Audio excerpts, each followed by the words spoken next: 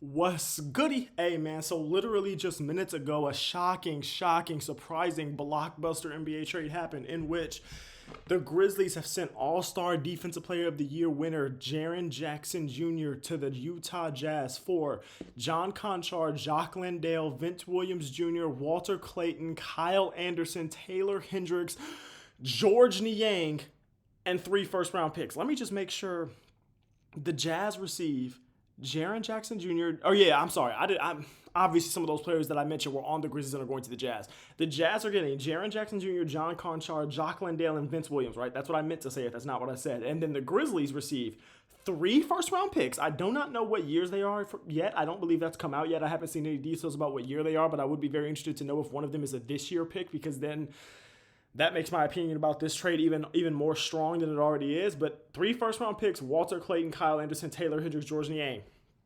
First of all, absolutely shocking. I was thinking about Jaren Jackson Jr. potential trade destinations and everything like that, and one of the things with Jaren Jackson Jr. is that he's a guy that, because of his skill set, can fit almost anywhere, but then because of that one deficiency, which is the rebounding, obviously, it makes it harder for him to fit in anywhere, because a guy that with his skill set, with his talent, you would normally say maybe you can even play him at the 5, start him at the 5, for a good chunk of a playoff series or of just his tenure with your team. But because of his rebounding deficiencies, you look at him and you say, okay, he needs another big next to him. So my initial reaction with this team for this trade was shock. It was like, who did what? And then I saw the amount of picks and I saw who was giving what up and where he was going to, and my immediate thought was the Jazz. Why are the Jazz trading for Jaren Jackson Jr.? Why not? There are other teams that I thought might have been better positioned. Like, I think even a team that's in like a similar tier to the Jazz right now that I was going to make a video about today that's now going to have to wait until tomorrow is the Charlotte Hornets. I thought if the Charlotte Hornets were to go trade for Jaren Jackson Jr. right now, that would make a little bit more sense. I think I first heard this idea on the Numbers on the Board podcast, and I really liked it. It's an idea that I like because the Hornets wouldn't have to give up anything they really love, and it's a good fit because they've got other guys around them. And on this Jazz team, I look at it, and I've got mixed feelings about it because on the one hand, my initial reaction was that I hated it for the Jazz, and I'm going to tell you why. The Jazz are a team that, don't get me wrong, they're getting solid. They're a solid team right now.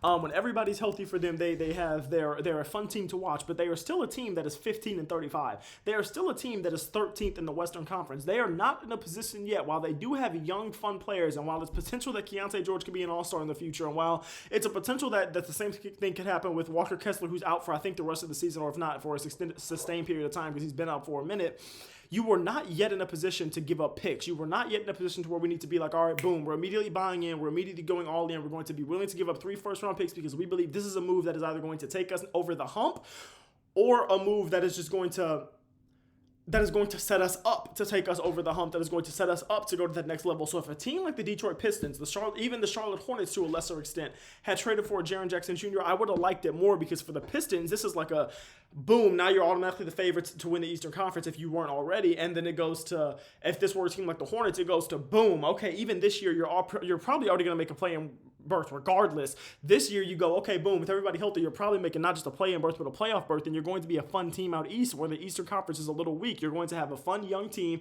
You're going to have guys progressing around him, and you're going to have a pretty solid fit there. And with this new regime, things have been looking up for Charlotte.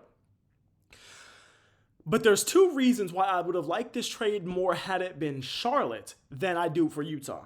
The main reason is that Utah is in the Western Conference. The Utah Jazz, no matter how fun and young and everything like that team is, it will always be nearly impossible for them to even do anything in the Western Conference, because no matter how young and fun you are, you got the Clippers, the Warriors, the Suns, the Lakers, the Timberwolves, the Rockets, the Nuggets, the Spurs, and the Thunder ahead of you, and that's if I disregard the Mavericks, who are probably going to be more healthy and look different next year, the Grizzlies, who are going to be tanking now, obviously, who we'll talk about in a second, and the Trailblazers, who are a fun team.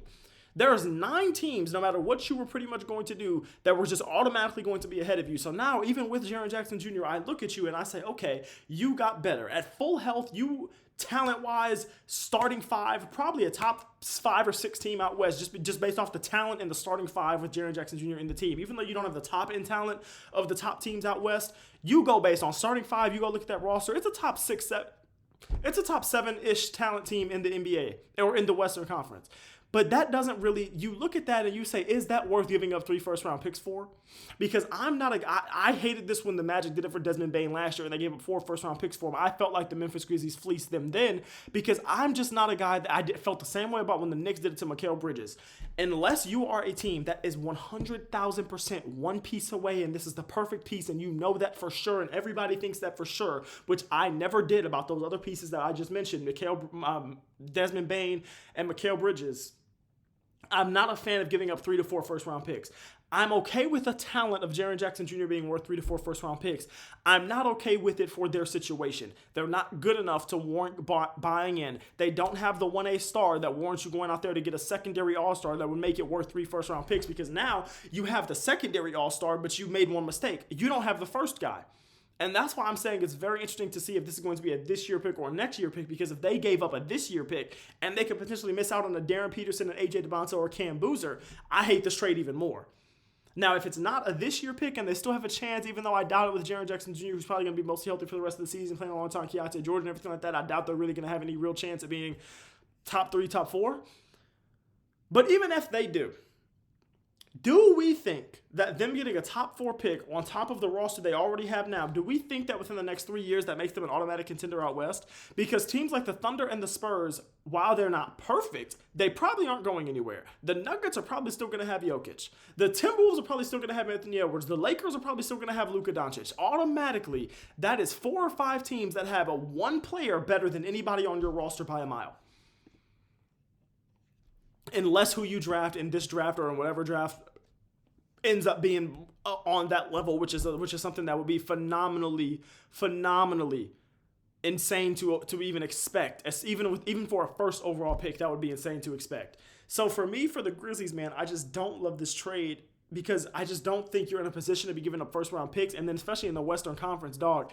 Had y'all had the 1A guy, like I said, had y'all been in a position like the Pistons where you have a Cade Cunningham and you're trading 3 first-round picks for Jaren Jackson Jr. to be your DPOY All-Star secondary player, I love it. But for you to be doing this and now Jaren Jackson Jr. is immediately your best player and you have now the avenues for you to get a 1A are so much more difficult, I just don't love it. I think the Jazz were heading in a phenomenal direction and now I think this makes... Because I think the point of every rebuild should be to win a championship. So I think they were in a phenomenal direction with their rebuild. I think they had good young talent. I think they were doing something. They were building, and they were bad enough this year where they might have got one of those top 3 guys that could have been something special. And now it's like, okay, you have a good team. Your team just got better. You just got another guy that you know is going to be a good to great NBA player. That's phenomenal. But everything else around that just got a lot more difficult. You just got a lot harder for you to build that team and go out and get that 1A guy, and I don't love it. And my thing for this is, if you were willing to give up Taylor Hendricks and Walter Clayton Jr., and if you were willing to give up 3 first-round picks for Jaren Jackson Jr., what was the price for Giannis? How much different was the price for Giannis? Because if the price for Giannis was only 1 extra first-round pick or one other player, were they going to ask for Keontae George instead of Walter Clayton or Taylor Hendricks? Is that why you didn't do it? Because short of that, I don't see why you don't go out there and try to get Giannis instead. Short of them saying that, because if they were saying, hey, forget Keontae George, give us Ace Bailey, I'll give you Ace Bailey, Walter Clayton Jr., I'll give you whoever. I'm sorry. They asked me for Lauri Markkanen. Keontae George, Giannis, and Walker Kessler is going to be my big 3 now. So I just don't really understand that if you're willing to give up all of this for Jaren Jackson Jr., what weren't you willing to give up for Giannis, or did you not even talk about Giannis? Did you not even think about Giannis? For the Jazz, man, I was kind of talking myself into this being a B grade, but I feel like the more and more I talk about it, I lean back to I'm going to give it a C+. I like it because the on-court basketball fit has the potential to be something good and something fun, but I just don't think you trade 3 first-round picks to be good and fun. You trade 3 first-round picks to win a championship. You don't trade 3 first-round picks to say, we're the 7th seed. Come on, bro. From the Grizzlies, I love this. I think This is obviously a move for the Grizzlies to blow it up, and I was a guy that mentioned with all the Ja Morant talks, I said if you trade Ja Morant and then you try to build around Jaren Jackson Jr., you're an idiot. I said if you're going to trade one of them, you got to trade them both, and I think this is them saying, hey, we're definitely going to trade them both. I like this. I love you getting 3 first-round picks. You have now gotten 7 first-round picks combined from Desmond Bane and Jaren Jackson Jr.'s trade, and that's without Ja Morant even going out the door yet. You also got Walter Clayton Jr., who is a good young player. He's a solid, intriguing prospect for the post-Ja Morant era that could at least give you something to say, hey, we got another guard that can just play, that can just come out here and we can see what we've got. He's a rookie. We don't know. He could be something. He just won a national championship. He knows a little something about winning. Could he be something? I don't know. He just went crazy in March Madness. Let's see.